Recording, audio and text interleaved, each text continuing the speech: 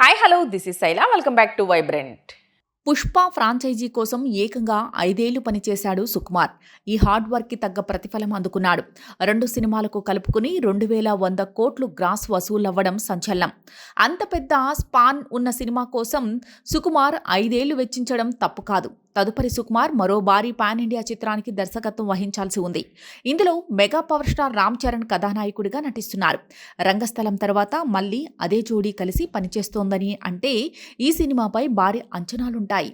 అల్లు అర్జున్ని pan India స్టార్గా, జాతీయ ఉత్తమ నటుడిగా నిలబెట్టిన సుకుమార్ గేమ్ చేంజర్తో ఫ్లాప్ని అందుకున్న చరణ్కి బిగ్ బ్రేక్ ఇవ్వాల్సి ఉంటుంది. అతడికి నటుడిగా మంచి పేరు తెచ్చే సినిమాని సుకుమార్ ఇవ్వాల్సి ఉంది. ఇలాంటి సమయంలో చరణ్ కోసం సుక్కు ఎలాంటి స్క్రిప్ట్ రెడీ చేస్తున్నాడు అన్నది ఉత్కంఠను పెంచుతోంది. ప్రస్తుతం చరణ్ సినిమా స్క్రిప్ట్ కోసం సుకుమార్ తీవ్రమైన కసరత్తు చేస్తున్నాడు. అయితే బౌండ్ స్క్రిప్ట్ రెడీ అవ్వడానికే చాలా సమయం తీసుకుంటుందని భావిస్తున్నారు.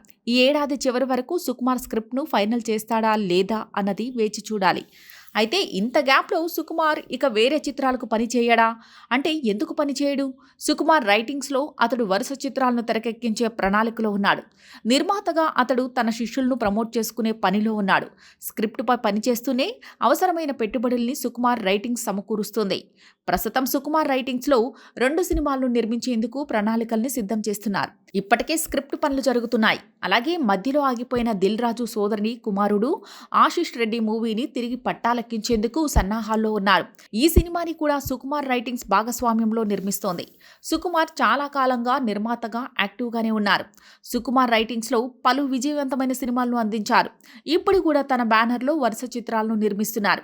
దర్శకుడిగా మెగా ఫోన్ పట్టేలోపు తీరిక సమయాన్ని అతడు తెలివిగా సద్వినియోగం చేసుకోవాలని ప్లాన్ చేస్తున్నాడు. అదే సమయంలో ఇతరులకు మంచి అవకాశాలను కల్పిస్తున్నాడు. ఇలాంటి లేటెస్ట్ అప్డేట్ కోసం చూస్తూనే ఉండండి వైబ్రెంట్.